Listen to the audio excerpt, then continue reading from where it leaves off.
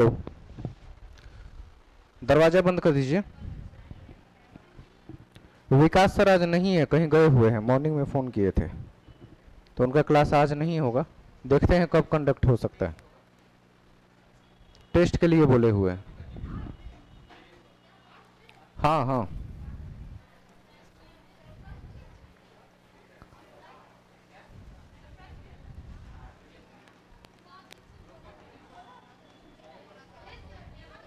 शांत हो जाइए। एसिड बेस एंड सॉल्ट पढ़ रहे थे ना।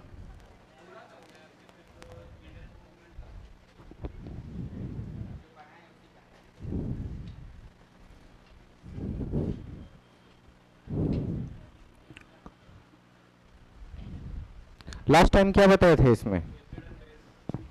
दोनों बता चुके थे। बैठिए, जल्दी जल्दी बैठिए सब लोग। पीएच वैल्यू भी बता दिए थे।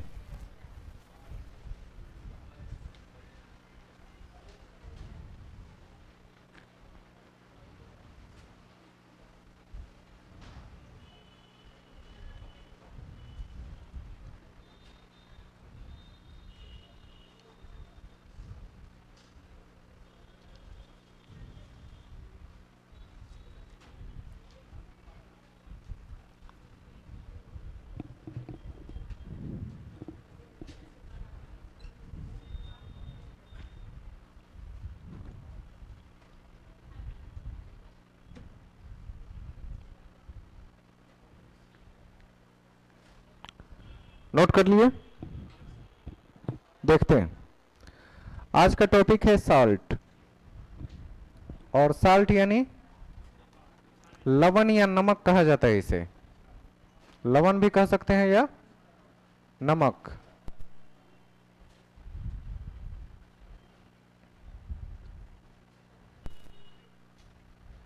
कल आपको बताया गया था कि कोई भी प्रबल अम्ल हो प्लस प्रबल क्षार हो, ये दोनों जब आपस में मिलते हैं तो क्या बनता है? लवण प्लस जल। कल बताया गया था। एग्जाम्पल प्रबल अम्ल का क्या लिया गया? Hydrochloric acid HCl। प्रबल क्षार में सोडियम हाइड्रोक्साइड ले लेते हैं NaOH। अगर ये दोनों आपस में रिएक्ट करते हैं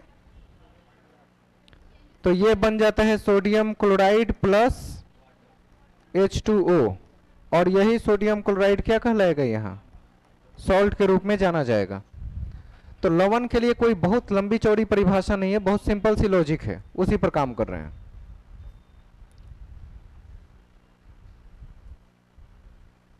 हो गए?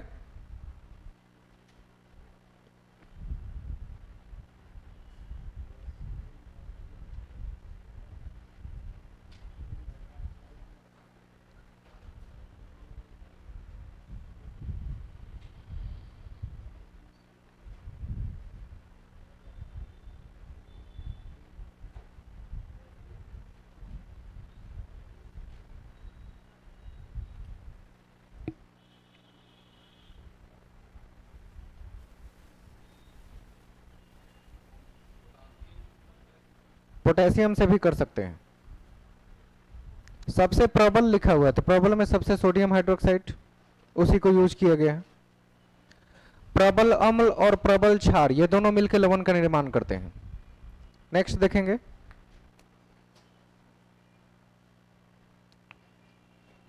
नहीं हुआ?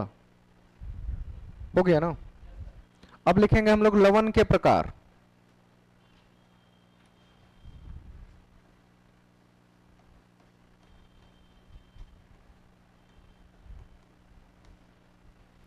लवण के प्रकार। पहला जानेंगे सामान्य लवण, जिसे नॉर्मल साल्ट कहा जाता है। सामान्य लवण। सामान्य लवण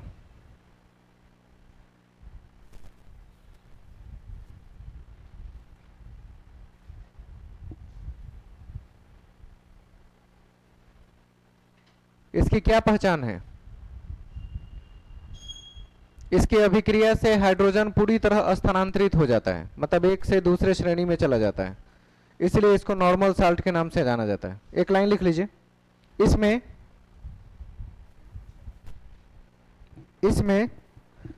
अम्ल से यानी एसिड से हाइड्रोजन पूरी तरह स्थानांतरित हो जाता है। अम्ल से हाइड्रोजन पूरी तरह स्थानांतरित हो जाता है, हाँ नहीं ट्रांसफर हो जाता है, पूरी तरह स्थानांतरित हो जाता है।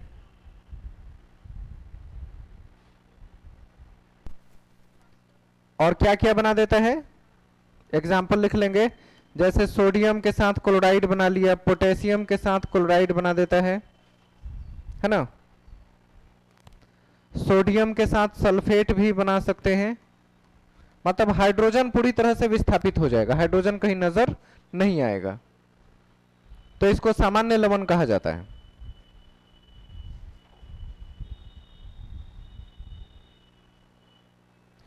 सोडियम के सल्फेट देख रहे हैं, कैल्शियम के भी सल्फेट लिख सकते हैं, और ये दोनों सी वाटर में पाए जाता है सबसे ज्यादा, समुद्री जल में सोडियम और कैल्शियम के सल्फेट सबसे ज्यादा मात्रा में होते हैं। 14 प्रकार के लवण समुद्री जल में होते हैं, जिसमें सोडियम और कैल्शियम दोनों के सल्फेट की मात्रा सबसे ज्यादा है।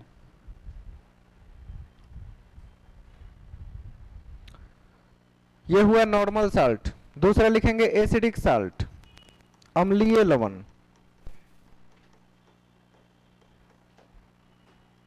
दूसरे का नाम लिखेंगे एसिडिक साल्ट, अम्लीय लवण।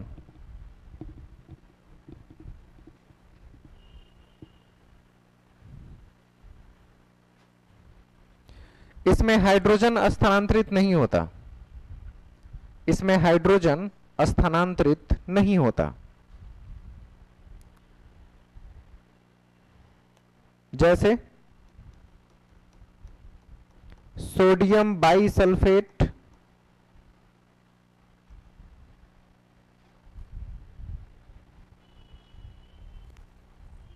सोडियम बाइकार्बोनेट,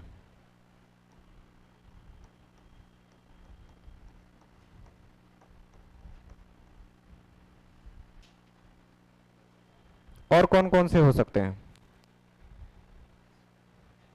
अमोनियम क्लोराइड भी आ जाएगा, NH4Cl। हाइड्रोजन इसमें रहेगा ही, किसी न किसी रूप में इसकी मात्रा हाइड्रोजन की रहेगी, उसे मिस नहीं किया जा सकता।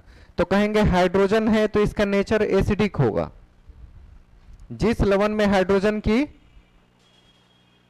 आवश्यकता दिखेगी वो सब इसमें एसिडिक नेचर के पाए जाएंगे। तीसरा लिखेंगे बेसिक साल्ट, यानी कि क्षारीय लवण।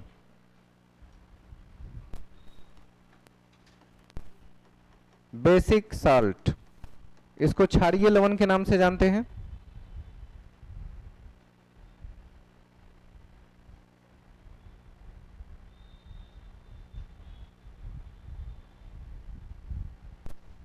इसकी क्या पहचान है,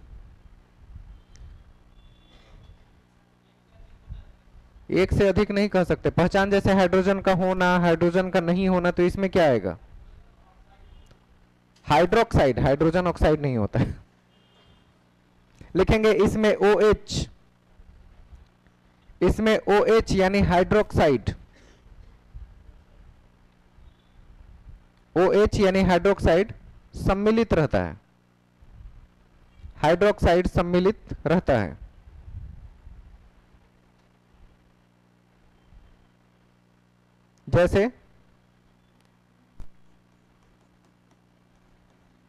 जैसे कॉपर हाइड्रोक्साइड,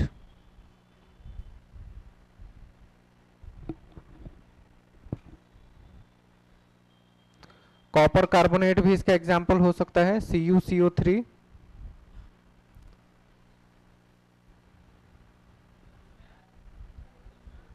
ऑक्सीजन या हाइड्रोजन कोई ना कोई तो रहेगा, OH के फॉर्म में जनरली होते हैं।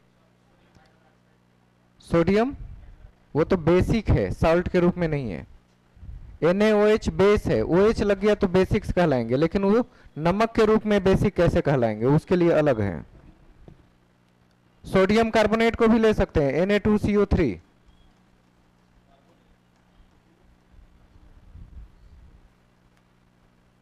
बेसिक सॉल्ट में जनरली इसका एग्जाम्पल आता है, कभी कभी वो भी CuOH होल ट्वाइस पूछा जाएगा ये किस प्रकार का सॉल्ट है, तो बेस के रूप में, चूंकि हाइड्रोक्साइड को प्रेजेंट कर रहा है तो बेसिक सॉल्ट में इसका नाम लिया जाएगा।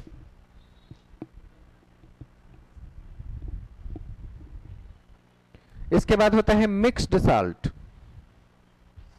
ये तीसरा था ना। चौथा में लिखेंगे मिक्स्ड यानी मिश्रित लवण। इसका एग्जाम्पल तो कल बताए थे शायद।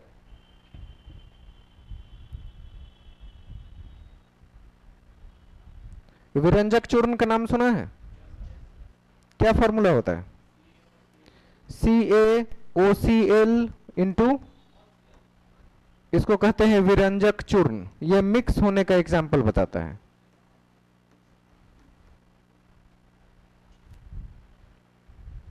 विरंजक चूर्ण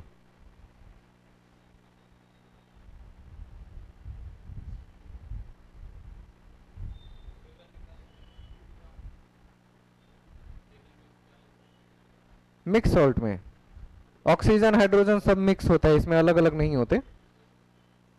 क्लोरीन भी अलग देख रहे हैं, ऑक्सीजन भी देख रहे हैं, कैल्शियम भी देख रहे हैं, तो लगता है किसी चीज का मिश्रण है वो, तो ये मिक्स साल्ट कहलाते हैं। एक और नाम होता है डबल साल्ट, द्विक सॉल्ट बोलते हैं उसको।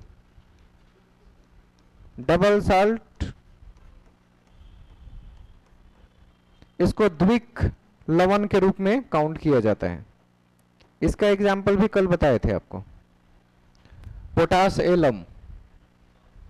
पोटास एलम का फॉर्मूला बिना देखे, हाँ बताइए कौन बता रहे हैं? होल थराइस, ट्वाइस नहीं है। हाँ सही जवाब है K2SO4 Al2SO4 का होल थराइस इंटू 24H2O, इसको क्या कहते हैं? Potash alum. और पोटास एलम का दूसरा नाम क्या है? फिटकिरी। तो ये डबल सॉल्ट के एग्जाम्पल हैं। देखिए तो K2SO4 Al2SO4, मतलब SO4 वाले दो पार्ट है, इसलिए इसका नाम डबल सॉल्ट है। सल्फेट इसमें दो मात्राओं में अलग अलग एलिमेंट के साथ है, पोटेशियम के साथ भी, एल्युमिनियम के साथ भी, इसलिए इसका नाम क्या पड़ता है? Double salt. ये क्वेश्चन पहले आ चुका है।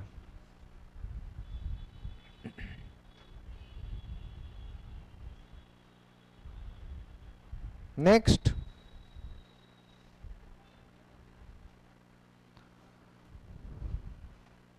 सोडियम क्लोराइड का अन्य नाम क्या है? मिटा दे। सोडियम क्लोराइड, इसको सामान्य लवण कहते हैं या दूसरा नाम क्या है? या इसी को चट्टानी नमक भी कहा जाता है। सोडियम क्लोराइड को ही सामान्य लवण या चट्टानी नमक।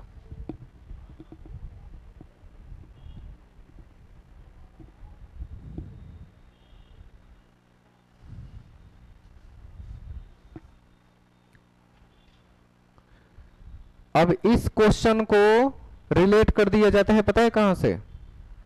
गांधी जी के दांडी मार्च से। कब शुरू हुआ था? डेट बताइए। दांडी मार्च, इसको कहा जाता है 12 मार्च 1900। कहां से? साबरमती से दांडी तट, यहां तक गए थे। 12 मार्च को स्टार्ट हुआ था, खत्म कब हुआ? 6 अप्रैल 2000 नहीं 1930, 6 अप्रैल को खत्म हुआ। यानी टोटल दिन भी काउंट कर सकते हैं आप आसानी से, 24 दिन लगे। हाँ, और कितना किलोमीटर चल के गए थे? कितना? 385, बस उतना काफी है। साबरमती से दांडी तक गए और नमक कानून को तोड़ा, यही प्रमुख काम किया। तो लवन का नाम जब कभी भी अगर ईवीएस में भी पूछा जाता है तो उसको दांडी यात्रा से जोड़ के पूछा जाता है। ये कहीं भी प्रश्न आ सकते हैं। अगर आप साइंस के रूप में देखेंगे, कहेंगे हिस्ट्री का क्वेश्चन है, तो नहीं, इसको कहा जाता है इंटीग्रेटिव, मतलब बाकी सभी विषयों के साथ अंतः संबंधित होने से ये प्रश्न कहीं भी क्रिएट हो सकते हैं। Next, sodium bicarbonate. Sodium bicarbonate का दूसरा नाम NaHCO3, इसको कहते हैं सोडियम बाइकार्बोनेट। इसका प्रयोग किस में करते हैं? बेकिंग सोडा के रूप में इसका नाम जाना जाता है, बेकिंग सोडा, या इसी को खाबर सोडा भी कहते हैं, खाने वाला सोडा। क्या नाम हो जाएगा इसका? खाबर सोडा, खाने वाला सोडा है।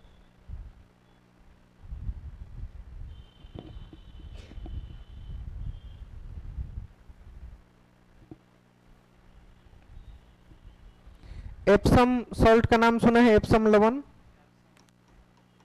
एप्सम सॉल्ट या एप्सम लवण के नाम से इसे जानते हैं। क्या होता है ये? मैग्नीशियम सल्फेट को कहा जाता है। Magnesium sulphate into 7H2O Epsom लवण के नाम से जाना जाता है। Magnesium sulphate into 7H2O।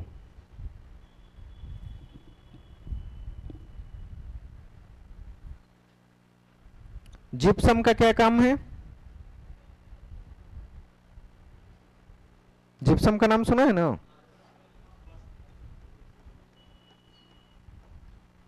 Gypsum किसको कहते हैं? फॉर्मूला कैल्शियम सल्फेट इंटू कितना H2O होता है?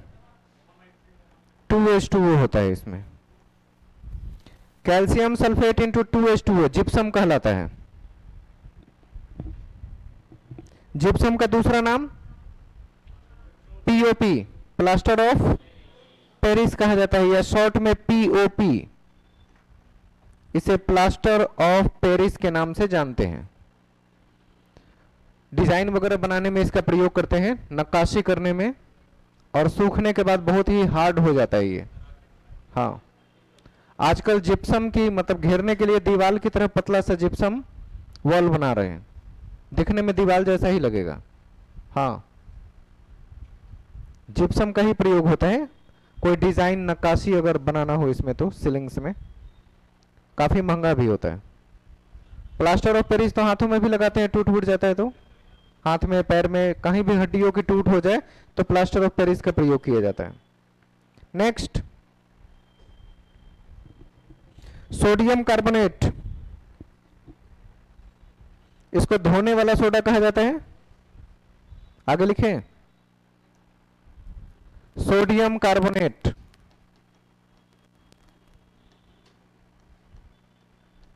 Formula Na2CO3 into 10H2O। इसको धोवन सोडा के नाम से भी जाना जाता है। धोवन या धावन सोडा बोलते हैं, या धोने का सोडा।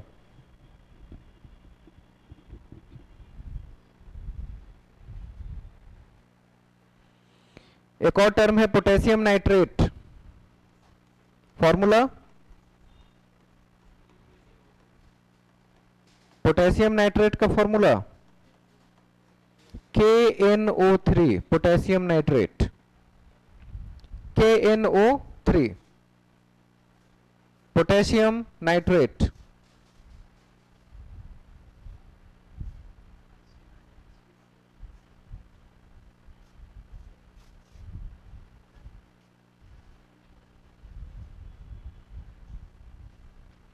और आगे एक बैठिए, आगे जगह है। पोटेशियम नाइट्रेट का काम क्या होता है? गन पाउडर में यूज करते हैं, लिख लीजिएगा। गन पाउडर और कांच के उद्योग दोनों जगह प्रयोग करते हैं। ग्लास कंपनी, कांच के उद्योग और गन पाउडर। गन पाउडर का नाम सुने पहले?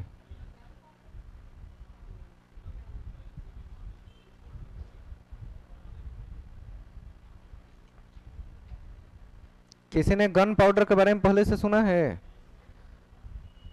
अच्छा, सोरा सुने हैं? सोरा पोटेशियम हाइड्रोक्साइड KOH होता है। बस बिल्कुल समझिए कि उसी से संबंधित होता है वो गन पाउडर।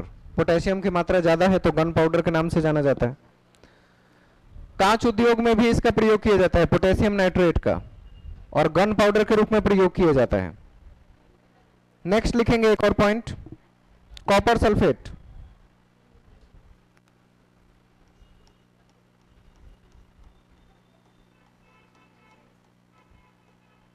कॉपर सल्फेट यानी CuSO4 इंटू,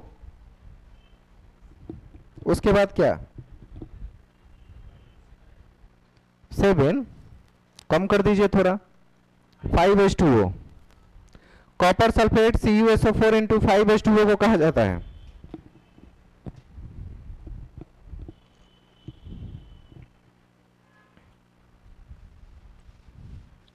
कोई दिक्कत?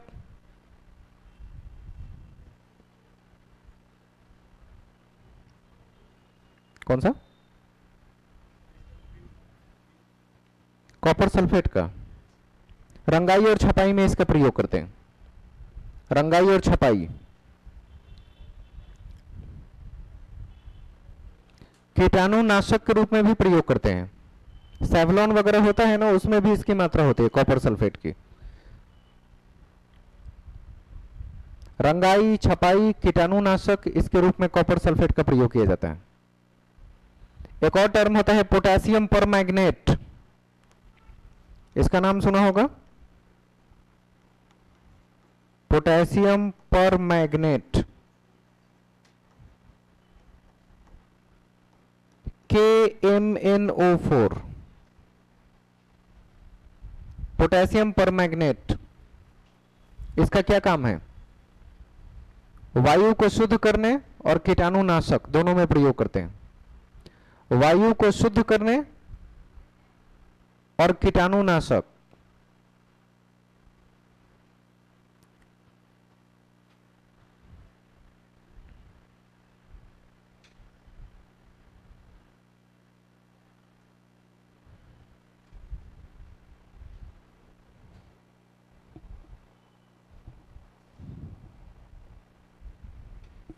हो गए? तो एसिड, बेस और साल्ट, तीनों में जो महत्वपूर्ण बातें थी वो तीनों आपने देख लिया। इसके बाद हमें क्या देखना चाहिए?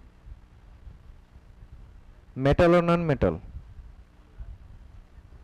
धातु, अधातु और उपधातु देखते हैं।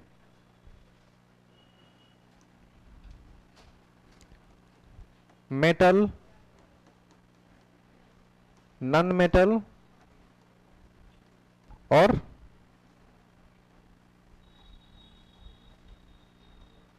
मेटलॉइड। धातु, अधातु और उपधातु, 3 नाम आएंगे अभी।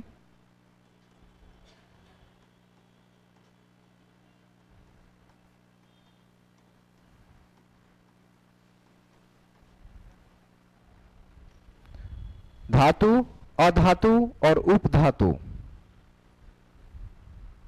जो बेसिक पहचान है उसकी बात नहीं करेंगे। जैसे धातु को पटकने पर आवाज आती है, तिल को तार बना सकते हैं पीट पीट के। तिल को तार बनाना सुने हैं ना? हाँ। धातुएं चमकदार होती है, मजबूत होती है, ऐसे कुछ कुछ गुण हैं। लिखना है क्या कि सब देख चुके थे?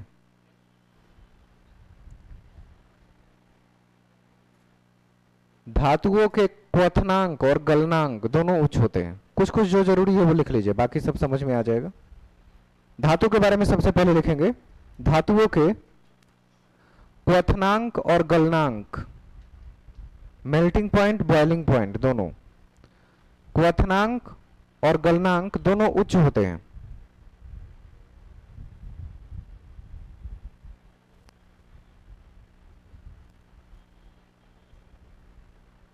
इनका घनत्व हमेशा उच्च होता है, घनत्व यानी डेंसिटी, इनका घनत्व हमेशा उच्च होता है।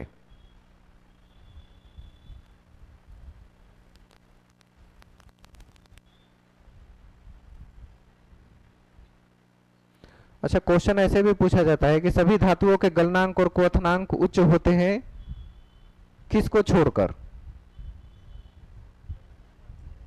किसको छोड़कर सबके गलनांक उच्च होते हैं? वहां पे लिख लीजिएगा सोडियम और पोटेशियम एक्सेप्शन है, बाकी सब के उच्च होते हैं। सोडियम और पोटेशियम का गलनांक क्वथनांक कम होता है, बाकी सब का हाई होता है।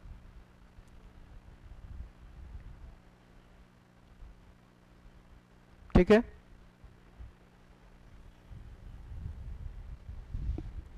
और सभी धातुओं का घनत्व ज्यादा होता है इन दोनों को छोड़कर, क्योंकि ये दोनों रबर की तरह थोड़ा मुलायम पद पाए जाते हैं, और पोटेशियम उसको आसानी से बुरादा या महीन पाउडर जैसा बना सकते हैं पोटेशियम को। तो ये दो ऐसे तत्व हैं जो पूरी तरह से उसके गुणों को फॉलो नहीं करते, सोडियम भी और पोटेशियम भी। सोडियम मुलायम होता है, ठोस नहीं होता। कैसा होता है? मुलायम, जिसे चाकू से काट सकते हैं, इतना मुलायम होता है। जैसे इरेजर होता है ना, रबर मिटाने वाला, उसको चाकू से काट सकते हैं, छूने पर भी मुलायम लगता है, वैसा ही कुछ कुछ लगता है ये।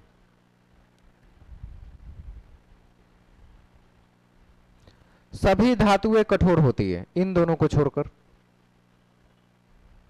सभी धातुएं कठोर होती है सोडियम पोटेशियम को छोड़कर।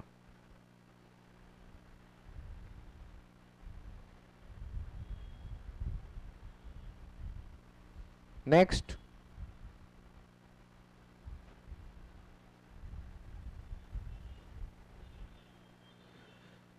चांदी सबसे बड़ा सुचालक है और शीशा सबसे कम सुचालक। चांदी सबसे ज्यादा सुचालक, चांदी सबसे ज्यादा सुचालक कंडक्टर, और शीशा सबसे कम सुचालक। शीशा वाला क्वेश्चन मुझे लगता है बीपीएससी में 10 साल से लगातार पूछ रहा है। शीशा सबसे कम सुचालक और शीशा सबसे कम सुचालक होती है। नेक्स्ट,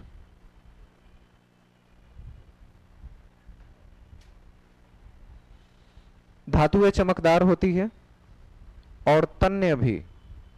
धातुएं चमकदार होती है और तन्य भी, तन्य मतलब उसको ताना जा सकता है, तार बना सकते हैं। चमकदार होती है और तन्य भी।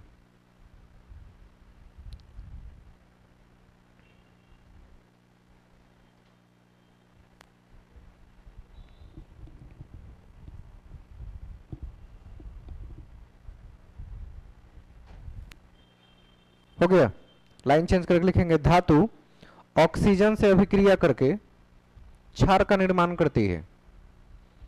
धातु ऑक्सीजन से अभिक्रिया करके धात्विक ऑक्साइड बनाते हैं। ऑक्सीजन से अभिक्रिया करके धात्विक ऑक्साइड बनाते हैं।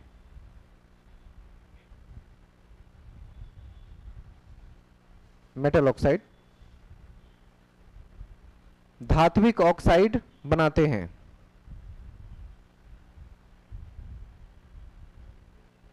मतलब जैसे सोडियम है, उसके साथ ऑक्सीजन के साथ रिएक्ट करेंगे, NaOH का निर्माण हो जाएगा तो हाइड्रोक्साइड बना लिया। वैसे ही पोटेशियम भी हाइड्रोक्साइड का निर्माण करती है, मैग्नीशियम भी हाइड्रोक्साइड का निर्माण करती है, कॉपर भी हाइड्रोक्साइड का निर्माण करती है। तो जितने भी धातु हैं वो सब ऑक्सीजन के साथ रिएक्ट करके क्या बनाते हैं? अपने जो भी धातु के नाम है उसके साथ ऑक्साइड बनाते हैं, जो क्षारीय होती है, बेसिक। OH बनेगा तो क्या बना देगा वो? क्षार। उसी में लिख लेंगे जो क्षारीय होती है, बेसिक होते हैं।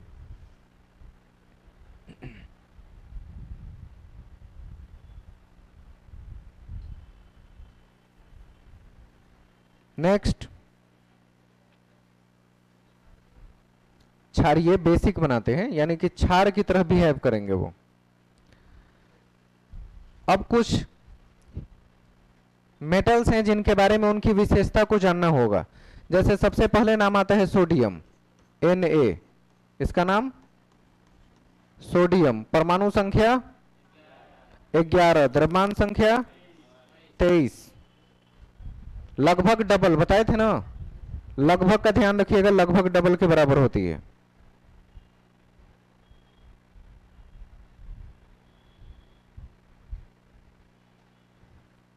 लिखेंगे सोडियम का निष्कर्षण, निष्कर्षण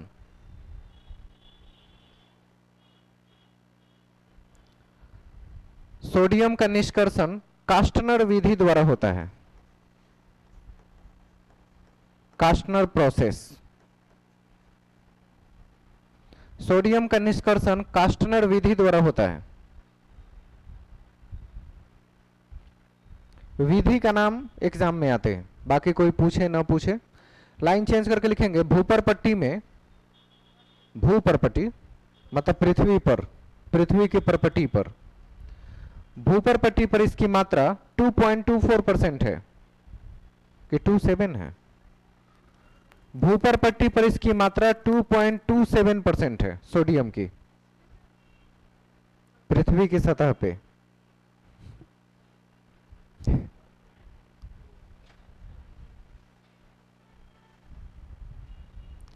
सरफेस ऑफ अर्थ कहा जाता है भूपर पट्टी, अर्थ सरफेस। बोर्ड पे लिखा हुआ है 2.27% होते हैं।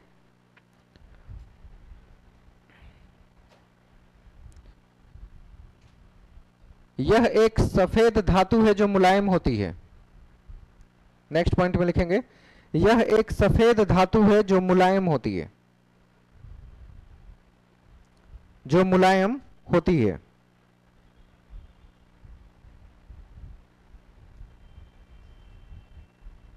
इसे चाकू से काटा जा सकता है, इसे चाकू से काटा जा सकता है।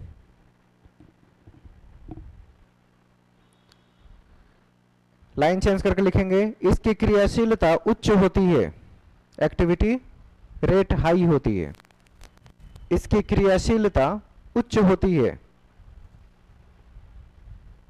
ठीक है, नेक्स्ट।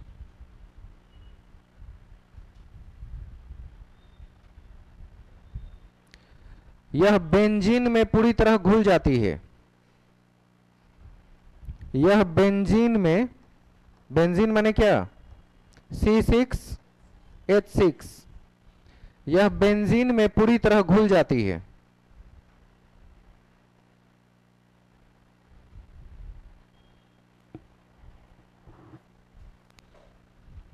लाइन चेंज करके लिखेंगे एसिडिटी को दूर करने में कारगर। पेट में एसिडिटी हो जाए तो सोडियम का ही सेवन किया जाता है। एसिडिटी को दूर करने में कारगर यानी इंपॉर्टेंट है।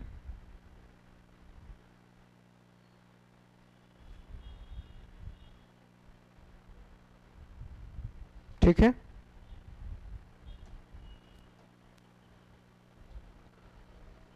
ऑक्सीजन के संपर्क में आते ही जल उठता है, ऑक्सीजन के संपर्क में आते ही जल उठता है,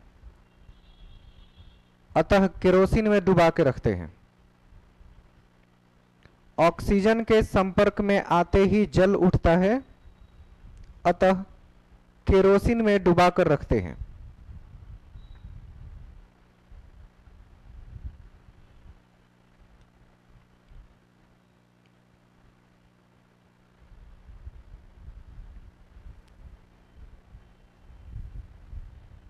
लाइन चेंज करके लिखेंगे सोडियम के यौगिक, यौगिक माने कंपाउंड्स, सोडियम के यौगिक कंपाउंड्स ऑफ सोडियम। पहला लिखेंगे सोडियम क्लोराइड, पहला कंपाउंड सोडियम क्लोराइड, दूसरा सोडियम हाइड्रोक्साइड। अभी तो थोड़ी देर पहले सब नाम लिखे थे, फिर भी देख रहे हैं बोर्ड पे। पहला नाम सोडियम क्लोराइड, दूसरा नाम sodium hydroxide. Next sodium carbonate,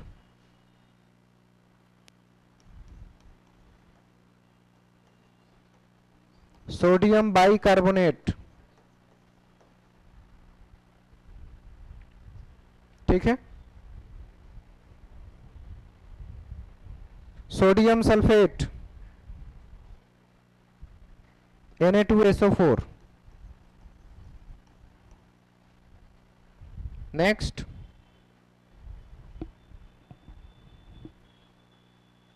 sodium sulphate में जल की भी मात्रा होती है ना, 5H2O। नेक्स्ट लिखेंगे sodium thiosulphate, sodium thiosulphate,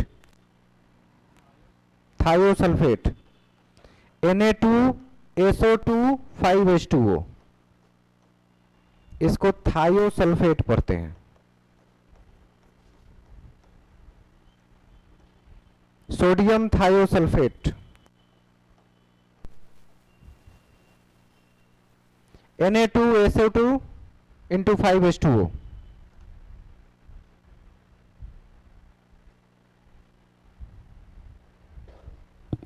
sodium पर ऑक्साइड, सोडियम पर ऑक्साइड HPO4 into 4H2O।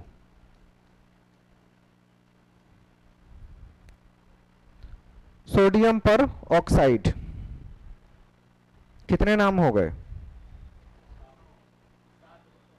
एक और नाम आता है इसमें, बोरेक्स।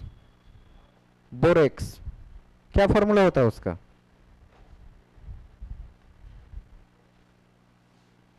Na2B4O7।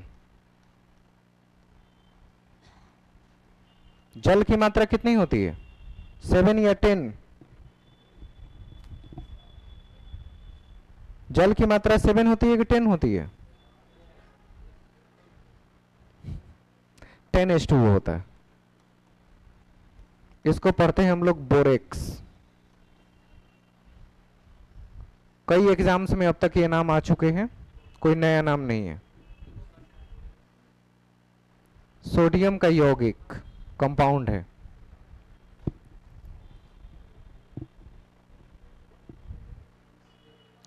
यह भी बिल्कुल सफेद क्रिस्टल जैसा दिखता है और जल में आसानी से घुल जाता है। बोरेक्स सफेद क्रिस्टल की तरह दिखता है बोरेक्स, और जल में घुलनशील है।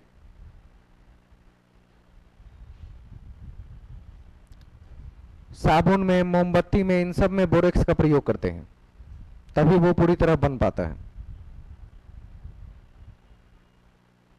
अगर समुद्री जल या कठोर जल है उसमें बोरेक्स डाल देंगे तो वो मृदु जल बन जाएगा, यानी कि जो हम लोग प्रयोग करते हैं वैसा बन जाता है। ये बोरेक्स का अच्छा खासा प्रयोग है, लेकिन जो लोग केमिस्ट्री के रिएक्शन से संबंध रखते हैं उनको पता चलता है, सामान्य लोगों को क्या रिएक्शन का पता। दवा कंपनी में भी भरपूर प्रयोग किया जाता है बोरेक्स का, और पूरी दुनिया में सबसे ज्यादा दवा बनाने वाली कंपनी इंडिया में है, पूरी दुनिया में सबसे ज्यादा। और वो भी कहाँ पाए जाते हैं? सभी पहाड़ी इलाकों में इनके सेंटर्स बने हैं। आप जाइएगा अगर उत्तराखंड, तो कई दवा कंपनियों के नाम आपको वहां दिखेंगे। गैंगटोक जाइएगा, दवा कंपनी, कई कंपनी एक साथ वहां काम कर रही है। जहां पे जड़ी बूटी और पेड़ पौधों की चीजें आसानी से उपलब्ध हो जाए, रिएक्शन हो, ज्यादा आबादी न हो, सब देख के बनाया जाता है ना, तो दवा कंपनी ऐसे स्थान पे बनाए जाते हैं। दूसरा लिखेंगे मैग्नीशियम। सोडियम के बारे में बहुत चर्चा की। सोडियम सल्फेट, सोडियम, हाँ हाँ,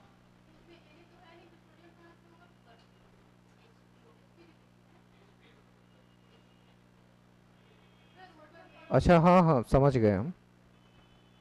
इसका नाम क्या बताए हैं?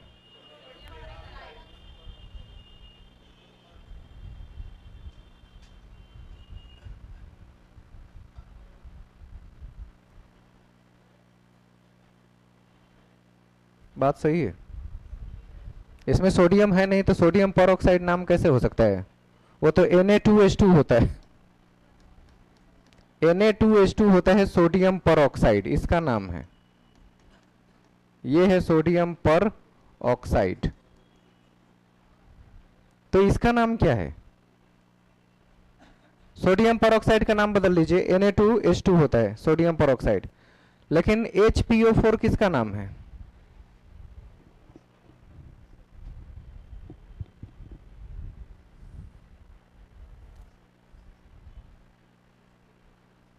यह भी एक प्रकार के सॉल्ट का नाम है।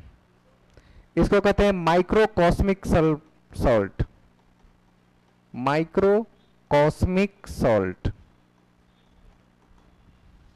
HPO4। वैसे भी इतना टफ नाम हमको वैसे भी नहीं लिखना था, इसकी जरूरत आपको नहीं है, क्रॉस है वो।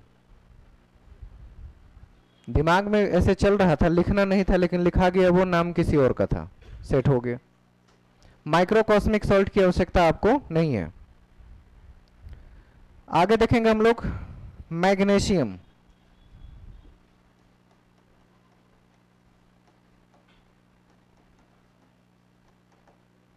Magnesium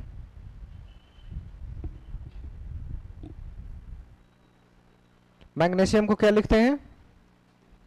Mg। परमाणु संख्या, द्रव्यमान संख्या 24।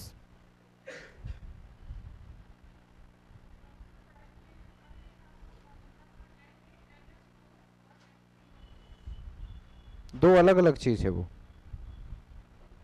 दोनों दो अलग अलग नाम है। सोडियम के साथ अमोनियम का नाम ही हम नहीं लिखवाए अभी। पोटेशियम पर मैग्नेट था KMnO4, पोटेशियम के साथ आता है HPO4।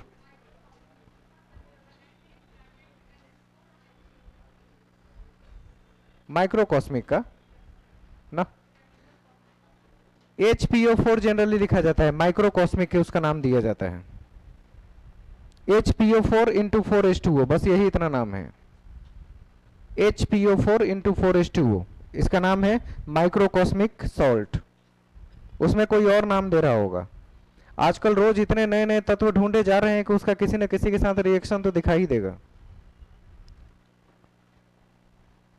मैग्नीशियम लिखेंगे इसमें,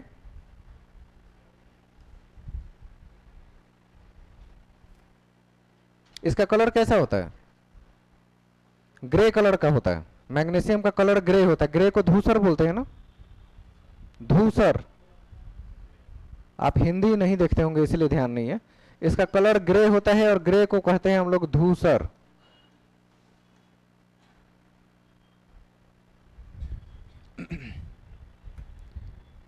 हिस्ट्री में पढ़े होंगे, चित्रित धूसर मृदभांड जो हड़प्पा कालीन सभ्यता से मिला उसे कहते हैं पॉलिश्ड ग्रे वेयर। ग्रे माने धूसर होता है, PGW।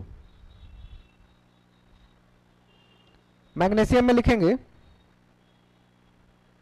यह मुक्त अवस्था में नहीं पाई जाती। हाँ, मुक्त मतलब फ्री स्टेट, मुक्त अवस्था में नहीं पाई जाती।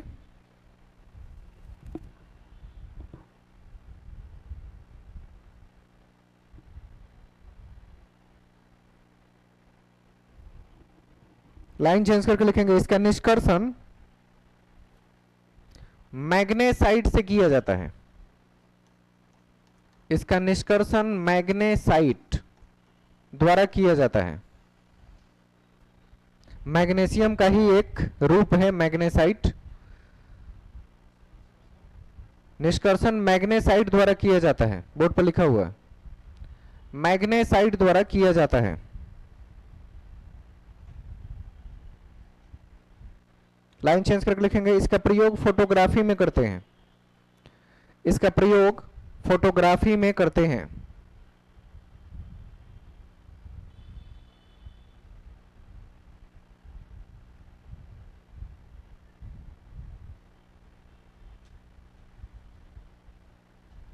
इसका उपयोग, लाइन चेंज करके, आतिशबाजी और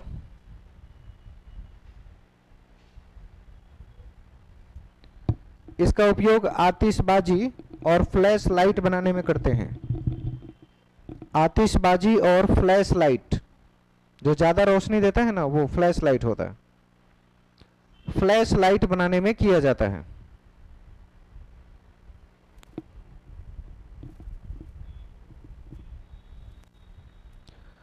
हवाई जहाज तथा मोटर के वाहन के ढांचे बनाए जाते हैं। हवाई जहाज तथा मोटर वाहन के ढांचे बनाए जाते हैं।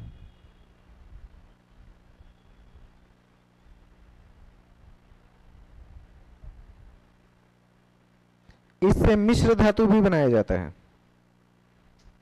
जो हल्के और मुलायम होते हैं। इससे मिश्र धातु भी बनाया जाता है जो हल्के और मुलायम होते हैं।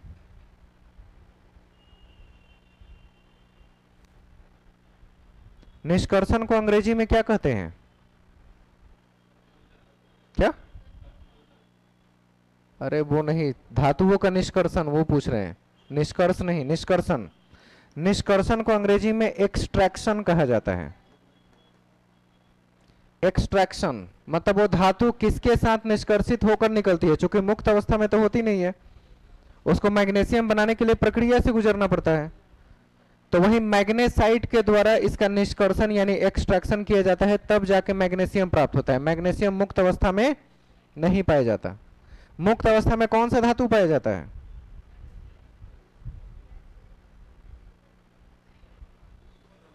सोना। मुक्त अवस्था में अगर कोई धातु पाई जाती है तो वो सोना है, उसका एक्सट्रैक्शन करने की जरूरत कम पड़ती है, ना के बराबर। नेक्स्ट लिखेंगे मैग्नीशियम के यौगिक। मैग्नीशियम के यौगिक, compounds of magnesium.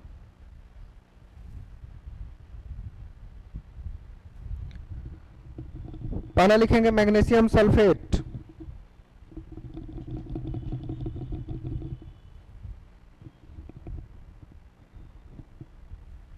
Magnesium sulphate. दूसरा magnesium hydroxide. Magnesium hydroxide. Next magnesium sulphate हो गया वो। Magnesium carbonate.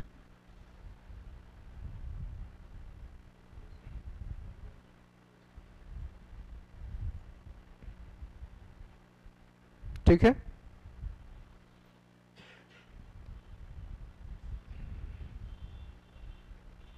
थोड़ी देर पहले एप्सम लवण लिखवाए थे, वो भी इसी में आ जाएगा, मैग्नीशियम वाले में ही एप्सम लवण।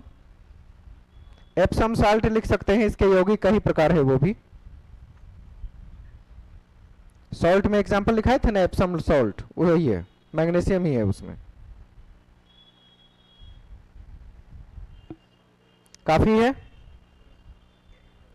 अब आगे कैल्शियम, और कैल्शियम के बाद जो अन्य इंपॉर्टेंट तत्व हैं उन्हीं को देख देख के करना है।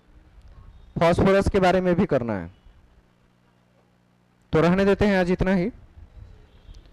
फिर अभी रीजनिंग शुरू हो जाएगी। आज जीके जीएस की क्लास नहीं हो पा रही है क्योंकि सर की तबीयत ठीक नहीं, और बोले कि आएंगे भी तो ज़्यादा देर रुक नहीं पाएंगे तो कोई फ़ायदा नहीं है, तो उसका क्लास किसी दूसरे टाइम दूसरे दिन अरेंज कर दिया जाएगा। देखते हैं, कल संडे है, अगर हो पाए तो मैसेज आपको चला जाएगा बात करके, अगर ठीक रहा तो संडे को ऑर्गेनाइज कर दिया जाएगा। अभी रीजनिंग पढ़ लेंगे और रीजनिंग के बाद छुट्टी कर दी जाएगी, कोई दिक्कत नहीं है। ठीक।